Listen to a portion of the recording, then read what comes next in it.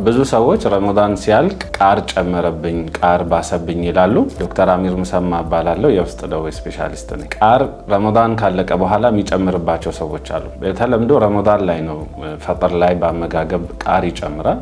አንዳንድ ሰዎች ደግሞ ከረመዳን በኋላ ዒድ ላይና እዛ አካባቢ ይጨምራል። ምክንያቱ ከአመጋገብ ጋር ይገናኛል። የቃር ምክንያቱ የምግብ ቱቦ ሸምቀቆ መላላት ነው ብዙ ጊዜ። ስለዚህ ጨጓራ ሲወጠር እና ጨጓራ ሙሉ ሲሆን ቃር ይጨምራል።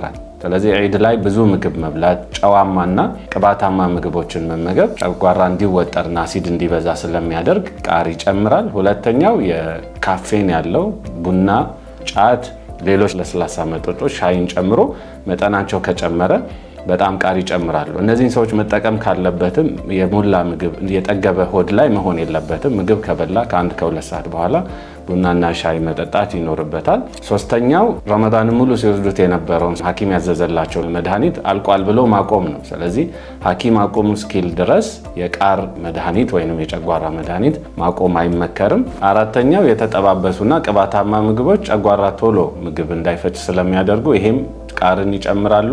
ሌላው የተለመደው ብዙ ምግብ በልቶ መተኛት ነው። ስለዚህ ቃርን ለመከላከል ትንሽ ቶሎ ምግብ መብላት ነው። ቡናና ሻይ፣ ጫት የመሳሰሉ ከምግብ ጋር አብሮ አለመውሰድ። ከበሉ በኋላ ከ2-3 ሰዓት በኋላ መተኛት ይመከራል። ሲተኙም ትራስ ከፍ ያለና ሰፋ ያለ ልብስ እንዲለብሱ ይመከራል። አመሰግናለሁ።